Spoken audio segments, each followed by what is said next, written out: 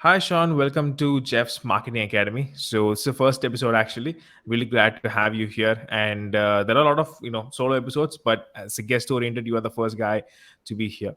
So it's really great to have you here. So I would love to learn more about what you do, where you are, and the things that you do for my audience as well.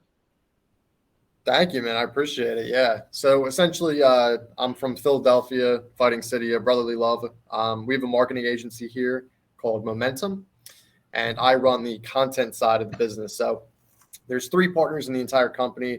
Two of them run the digital side, and I run the content side, doing virtual tours, promo videos, drone videos, photography, virtual staging, 3D rendering, all that awesome stuff for a lot of big businesses in the United States. Mhm. That's awesome. So, recently this virtual thing has become a great, like how to say, a great trend, I could say, for all those people out there. I mean, considering the economy is going down and all, still people are so interested in pushing the $1,500 VR headsets and, a lot of technologies out there.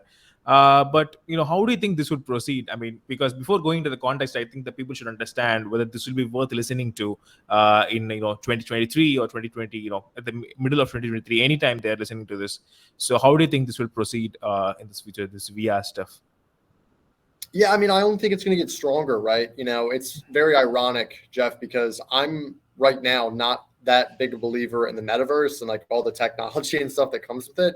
And you look at Facebook, right? Because they lost billions of dollars in their earnings and really just lost a lot of profit because they were investing in this technology that people weren't really ready for yet. The thing with virtual technology is that there needs to be a time and a place for it. And I think the context in which businesses like Facebook or Meta at this point, and other, Instagram and Google are integrating this. There needs to be a certain context, right? So for us, we provide virtual tours. That's like our golden goose, golden Hmm. egg product or service that we provide to these businesses. And it's been great. I mean, we have, I would say, on average, businesses that do around seven figures that we work with, your typical research company, research facility, school in excess of like 50,000 to 100 square feet. And we charge based on the square footage. So we're not talking a small facility, but the facility is now able to have a 3D tour that you can have a nice perspective of investors looking to check out the facility, pouring money into the facility. Same thing with schools, same thing with a lot of other niches that we work with. So I only think it's going to get bigger. It's only going to get better. I just want to see from my perspective, especially with the metaverse stuff, Hmm. it's just going to latch on. Is this going to be something that people want to use? Because, post COVID, people were, at least I was, and I'm sure you were as well, just trying to get out of your house and network with people in person. So now that there's this new initiative that's kind of counterintuitive to that, I don't know if it's going to really work out. So it's going to be interesting. But I know that for Hmm. us, we're just going to keep on trucking with what we do. We don't do too much metaverse stuff. We do a lot of VR headsets. We send that to some clients here and there that want it Hmm. as a nice little gift. Um, but yeah, I think it's going to be interesting to see what the future holds for this type of technology. Yeah, I think, like you mentioned, post COVID, everyone wants to go outside, but the metaverse strategies want to keep people inside, the house. I think maybe they are expecting, like, somewhat down the future, there may be another instance happening the same way, and they're trying to capture all the market now itself so that, it will be like a big boost for them in the upcoming stuff. I know there's lots of conspiracy theories even for that. I'm not going to, indulge in that already. But you mentioned you guys do the virtual tours and everything. Could you guys explain a bit more on that, like what's the process, when someone comes to you and asks for, how does it work? Can you guys give a brief on that? Yeah. So the most basic, um, virtual tour definition I can say is creating a 360 representation of a business and Hmm. putting it online for people to see. So I'll use an example that your audience can kind of follow. So Jeff, let's just say you owned a bakery, right? Jeff's Bakery in Dubai, where you said you're going to potentially move, right? So Jeff's Bakery in Dubai, you would call me and say, hey, Sean, I want to get a virtual tour done in the place. I say, okay, great. What's the square footage? You say, let's just say it's a bigger bakery. You have a whole restaurant and everything, 10,000 square feet, right? That's a pretty large bakery, right? Maybe you even actually have a facility where you bake stuff in the back. I don't know, just to cover the 10,000 square feet. But roughly, we would charge about $1,000 for that, or 10 cents per square foot, if you look at it that way, right?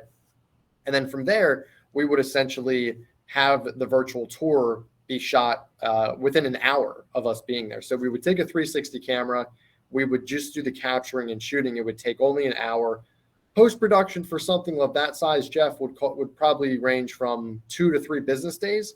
And then we would send you a link in a code, which then you could take the embedded code, post it on the website, post it on Google My Business, and then the link you could text out to people, email it out to people, all that stuff. And then what's really cool with the virtual tour is not only, while you're navigating through it, you have all these kind of cool little tags, but inside of the tags, we can put in videos, text, forms for people to fill out, other call to actions as well. Maybe you guys are running a special on muffins. I don't know, something to that extent. But it's a really cool thing because not a lot of people really use this for businesses. They use it for real estate, as I'm sure you know. Yeah. But the virtual tour aspect for businesses, and especially these larger businesses at that, are really becoming very popular. So that's kind of the basic fundamental understanding and explanation of what a virtual tour is. Interesting. One point that you mentioned is like for 10,000 square feet. I mean, I may not be an expert in the size, but I think it's a pretty big, bakery for 10,000 square feet. And for that, you're just charging, $1,000 is kind of like, I don't know. It's just a very small amount. It's just my opinion. So how do you manage that cost? I mean, is it actually, does that cost less, or do you guys do some automations and technologies to reduce the cost from your side? I mean, I really can't even imagine for 10,000 square feet, this much cost is available in the market. Are you saying that's too little or yeah, just my opinion, price? Too little for that. I'm just thinking. Yeah. So the software we use is called CloudPano and 3D Vista. We do Matterport, but the thing with Matterport, to put in perspective for the audience, there's a difference between Matterport and all the other virtual tour softwares. So that gets baked into the cake of the expenses. So Matterport is shot from LiDAR. So I'm in my office right now, right in Center City, Philadelphia. The camera is used from LiDAR. So let's just say I was shooting in my office, it would pick up and create a 3D rendition, dollhouse of sorts. I'm probably sure you've seen this, and some of the audience knows Matterport. That's what it would look like. Whereas with CloudPano, it's just shooting what is there. There's no necessity for, is there matter attached to the outside for it to pick up? Because if not, then Matterport isn't going to work. Because let's just say you're shooting outside, there's no matter outside for the most part, right? There's no mass and things for the camera to really grasp and capture. So that's where it becomes an issue. Now, for the bakery example, we would recommend using CloudPano. And at that point, like I said, we would only be there for an hour, and we would, in all honesty, really just, I would say, take for 10,000 square feet, we would only really take about 25 to 30, 35 panos, and each pano takes roughly, I don't know, a couple minutes to shoot. That's where I get the hour from. So that kind of, and then we can get a photographer out there to do the shooting and then the post-production for roughly about $300, $350, So it's a really inexpensive thing, yes, but it's very profitable because we're making about 60, 70% margins on that virtual tour. Now, obviously, as the square footage goes up, the price per square foot goes down. So if we get to the 50,000, 100,000 square feet, we go down to like the 9, 8, 7 cents per square foot. But it's nice because then, and I'm sure we'll touch on this, we couple the virtual tour with other packages that are recurring, that are almost like a retainer after we do the virtual tour. Got it. Yeah, that explains it a little better. And one just curious doubt I have is that you mentioned, you can paste text and links and all that other things, for muffins offers and all that stuff. Are those things live? Like you can update them live from some backend or something? Is that how it works? Yeah, exactly. So let's just say, you were getting a renovation for the bakery.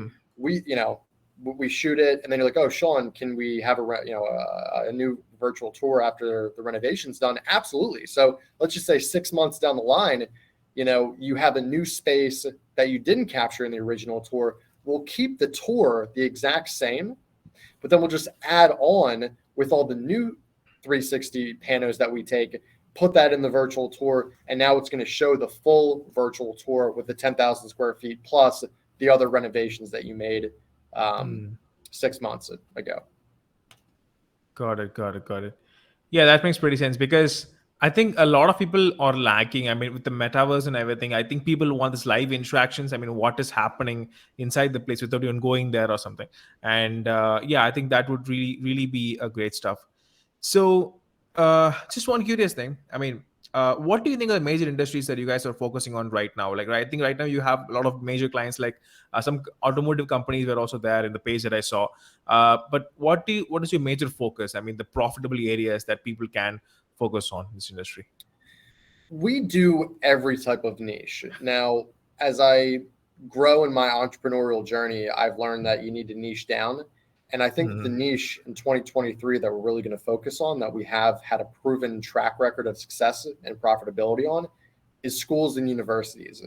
So, for instance, we've used, so many different examples over the years: Penn State, University of Pittsburgh, YSU, Youngstown State University, University of Penn, which we're actually going to be shooting very soon, and so many different universities and colleges, Texas A&M, which we did a while back. There's so many different colleges and universities that need these type of software and services, and it's really inexpensive for us to produce it because they see the value. So it's very easy to charge, 5-6 figures for something like this and make out with, like I said, 60-70% margins on the entire project. So colleges, D1, D2, D3, those are the types that I'd like to focus on in 2023 as we start to become more profitable and reinvest into the marketing so we can get more colleges and universities. I think that's going to be a big moneymaker for us.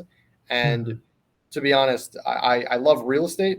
I'm an investor, but it's not that profitable of a business, especially to say you're working with a realtor. You charge them $500, you pay a photographer, I don't know, $250 to get out there. Whether it's because with them, they do a package deal. It's not just a virtual tour, right? So it's photos, video, it's a whole bunch of other stuff. And you're not able to be that profitable. Whereas you're getting, after everything's done, 50%, maybe even less margin wise. Whereas, like I said, 60-70% for the colleges. And it's so much more money, right? So it's going to be a bigger opportunity for us moving forward. Understood. So schools and colleges, universities, okay, that's a good point. I'm just thinking in one perspective is that, when the COVID hit, a lot of, companies, a lot of startups, everyone got hit, in major ways as well. So, I mean, this virtual tours, when you mentioned like schools, universities, and colleges, do you think, if something like that happens again and your focus is on next year, do you think you will pivot in some way that if that doesn't work out? Do you think is there any pivot ideas that you have that, you might go to some other industry, some other niche? Because real estate, as you mentioned, even though COVID is there, I think real estate, still people wanted to move, even though they couldn't. They just bought out of impulsive decisions or, something like that. But do you have any pivoting, ideas or something that you might change if something like COVID ever happens again? Well, we're kind of already seeing that, right? Like, not to the severity, but there's a lot of, cut costs with the recession. We are in a recession in the United States, and we're seeing that with a lot of small businesses that we work with, medium-sized businesses, even larger businesses that we work with. They're kind of like, hey, we're thinking of getting the whole virtual tour and content retainer we have with you guys and cutting it or decreasing the volume in the scope of work, i.e. the cost, just because of what we're in. And I have to convince them, hey, that's the worst idea possible because you want to reinvest in this type of technology to get more views on Google, i.e. you get higher rankings on Google, i.e. you get more business, right? So now's the time to really invest. And I think for now, there's a lot of business owners out there that are very scared. They're very nervous of, COVID kind of thing happening again. And it's unknown. But if you look at the track record of the history of the world, right? Human beings have always been resilient. We've always been able to overcome anything. So I think people need to have not necessarily a scared and nervous mindset, but take that energy, that scared and nervous and anxiety energy, and feel excited for it, right? Be excited of there's an opportunity here because no one's investing in, anything right now. They're all holding cash and they're waiting on the next big thing to invest in. And what I'm convincing a lot of people to do is say, hey, you need to spend this money now because your competitors simply aren't doing it. So what's going to be better? You investing money when, again, right now people aren't spending money and your competitors aren't spending money. So you're investing in this virtual tour. It's going to be beautiful. We post it on your website, you post it on Google, and you get more traction, you get more rankings, i.e. you get more website clicks and website calls. Or you wait till the recession, and air quotes, is over, and you invest at the same time that your competitors do, and no one really gains that much of a competitive edge. So it's just a very simple mindset shift, Jeff, that I think people, as the saying goes, the difference between anxiety and excitement is really one mindset shift away, which I think is such a beautiful quote. It's like just thinking about stuff in a different light. That's my whole mindset. And I think you said pivoting. That's what I'm trying to do, is not necessarily pivot the business model, but pivot people's minds in today's day and age to get them to invest in this software. And we're doing a good job of it. We're going to be shooting a lot of different universities this month and next. And it's really just putting the pedal on the metal and going to more networking events and hopping on more shows like this to really spread the word that people need this stuff now more than ever, just like COVID. Yeah, that's awesome. And good luck on all your, endeavors on the upcoming futures. I'm sure that would be really great. So just one thing I'm curious, when you mentioned, all these virtual tours and everything can push up the rankings, as you mentioned. I think as you are in the content marketing side, I'm sure, SEO and all this stuff would be great stuff as well for the virtual tours. If you can you give a brief on, how this virtual tours can really boost up rankings, or, in a content perspective or an SEO perspective, the business's, authority or whatever it is. Would you be able to do that? Yeah, absolutely. So there's really three ways that these virtual tours help get more traction, more revenue for a business, right? The first is, if you go on Google My Business, I'm sure your audience knows what Google My Business is. If you go on the dashboard, and it's actually weird because the dashboard is going away. It's actually just going to be like the organic search on Google where you can manage it, which that's a whole nother issue. I don't like that Google's doing that, but I digress. Google actually emphasizes that you need a virtual tour of the business. So it's literally saying to the business owner, hey, we're prioritizing this in a ranking. It's kind of like getting more reviews, posting more. You get that virtual tour, we're going to rank you higher. So that's just number one. And obviously Google has this, software and technology, and they have shooters who can come out and do this. But in all honesty, it's not that good. It's very amateurish, and you want to hire a professional like myself to do this, because this is what we do day in and day out, while Google kind of just barely does this, and they're not that good at it, in all transparency. The second thing is, we have a process called geotagging, and I'm sure some of your audience knows what that is, but just to reinforce what that is, you have a piece of content, i.e. the virtual tour, and let's just say with you, Jeff, if you're in Philadelphia and you have a bakery, you have what geotagging is. You have the coordinates of a city, i.e. Philadelphia, the longitude and latitude, and you put that in, to the virtual tour. And then you also add the niche that you're in, a bakery, and then you tag it with an EXIF tag, right? And you can do this on GeoImager. It's just GeoImgr.com. It's a free thing. It's what we use to geotag our clients' assets. And then now it's properly geotagged. So when you post the tour on Google and on the website, people are going to say, and Google especially is going to say, hey, they do baking in Philadelphia. So Google now, since you've organized and told Google what you are, prioritizes you because you've tagged the assets as such. It's almost like if you have a blog post and you ask a certain question, you ask a certain key phrase, and you pop up for that blog. It's the same thing for a virtual tour. And not a lot of people are doing this on a virtual tour perspective. They're just creating great virtual tours, right? But they're not actually technically optimizing it with SEO, which is something I think we do a really good job at. And the third thing is, inside of the virtual tour, furthermore, we embed key phrases, external links, internal links, all these different things, just like you would do with a blog post that I've just mentioned. And again, Google's analyzing all of these stuff, just like a blog page, right? So once you have more tags and you have more links and videos and key phrases embedded in the tour, Google's going to analyze all that. They're going to crawl the virtual tour. And again, if the tour is on your website and it's on your Google page, you're going to get those rankings for those niche key phrases. So those are really three main benefits that we've seen and that we like to include for all of our clients so that they can get more clicks from a local perspective. So just to follow up on that, if in case I have my own, this bakery, as you mentioned, and I have the virtual tour and I'm running an ad, using that virtual tour, and I say, you can come and visit the store, and someone's clicking the ad, they're coming to the virtual store, they're checking it. And after checking it, they are placing an order, or even let's say they have seen something and they just want to buy it, offline.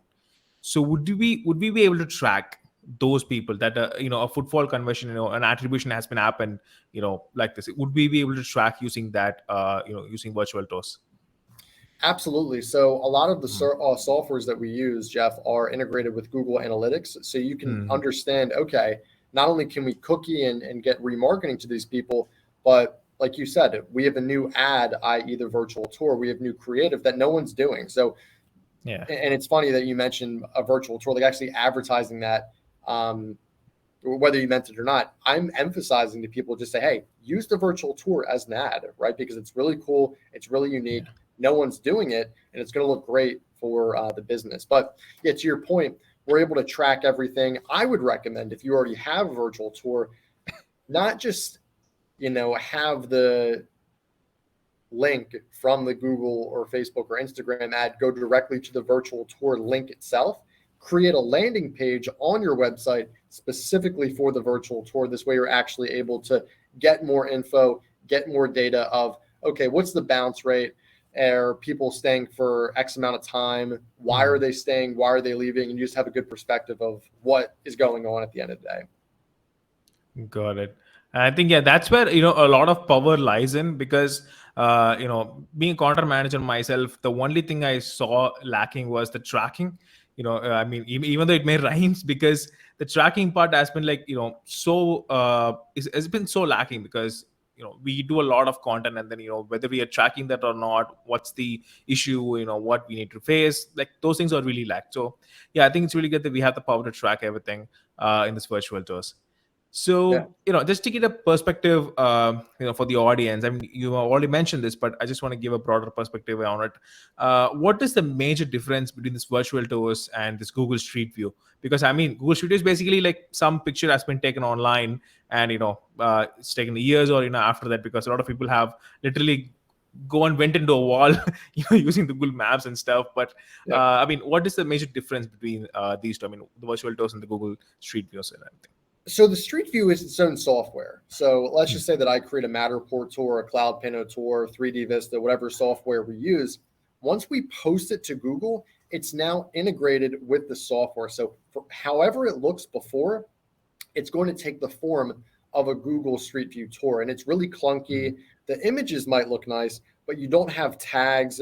You don't have all these call to actions and branding. It's very mundane and boring. Whereas with something like Cloud Pinot, you have the ability to customize everything with putting logos, music, new icons where you can click and navigate, a map, a floor plan, doll houses, where you can actually conceptualize, let's just say, if we're talking about a huge 50,000 square foot medical facility, like I mentioned before, you're going to have at least, a couple floors. So you need to see, okay, is this where the research is done?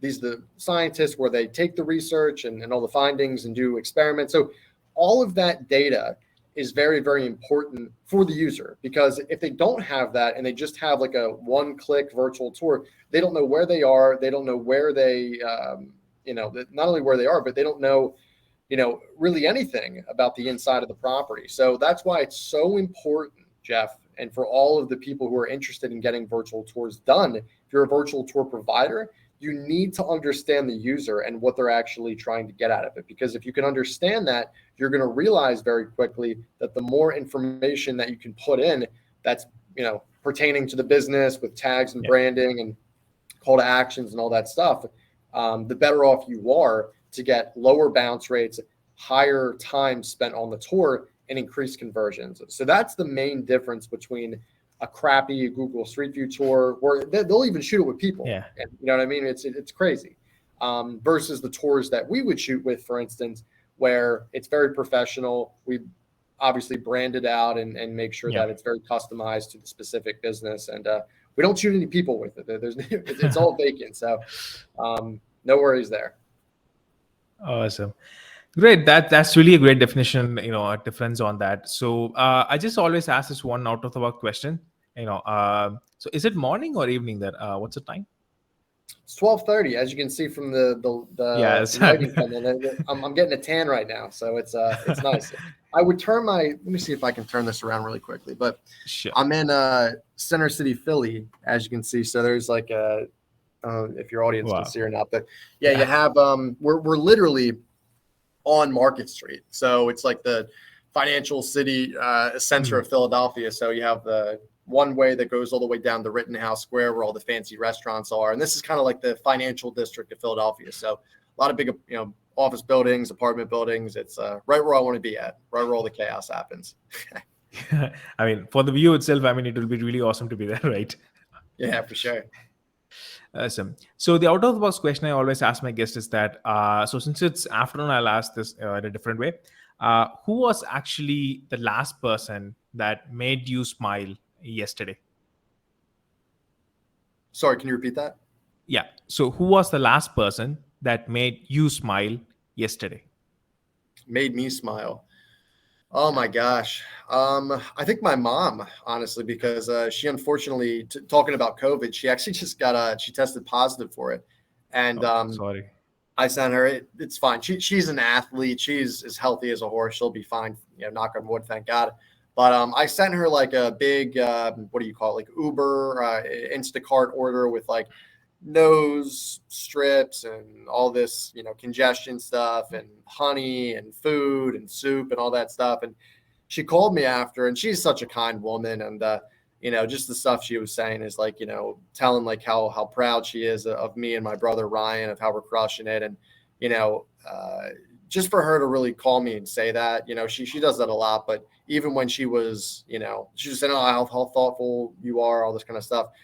How could that not make you smile? You know what I mean? And not even when we were talking, Jeff, but like actually after the call, just thinking, as a 25-year-old man, to have the business I do, to have the views that I do, and to live where I live, and the friends and family that I have, it just goes to show, I don't know if you're a religious person, but how good God is, and, how crazy the world is. Because if you work hard and you're a half decent person, and if you carry love in your heart, you're able to get where you want to go in life. And I think having that long-term mindset to say, listen, like, I'm going to bust my butt day in and day out and do the right thing and treat people right.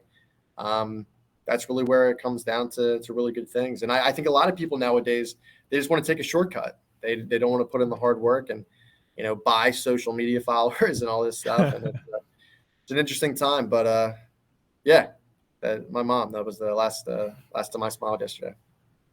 Awesome. That sounds great. And it's really interesting. Still, people are looking into buying social media followers. I mean, God, I just remember this was like 2018 or something, that the last thing that last time I heard this happen. But still, people are like looking into a lot of things and stuff is happening. But yeah, things have surely changed.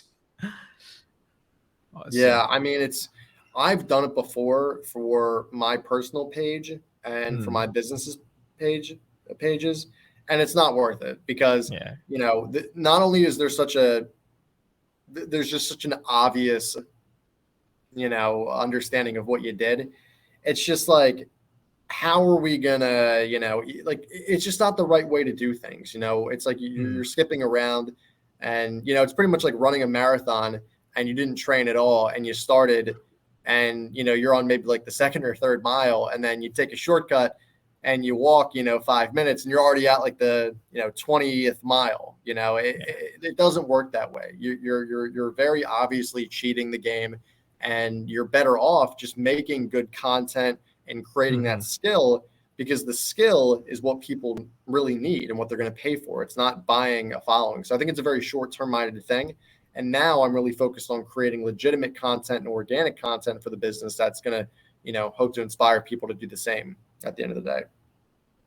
Yeah, that's really a great motto, and I really hope that people do such things as well. So Sean, it's been really great, to have you talk about virtual tours and all the other things.